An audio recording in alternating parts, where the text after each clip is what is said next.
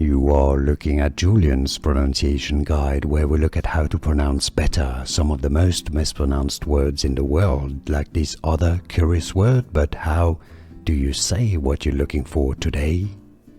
Let's learn how to pronounce this name once and for all correctly. If you want to learn more confusing names, including Indian names that many get wrong, make sure to stay tuned. I'll link to them at the end of this video. In India, it's generally pronounced as Keerthana, Keerthana, with th pronounced like a t, Keerthana.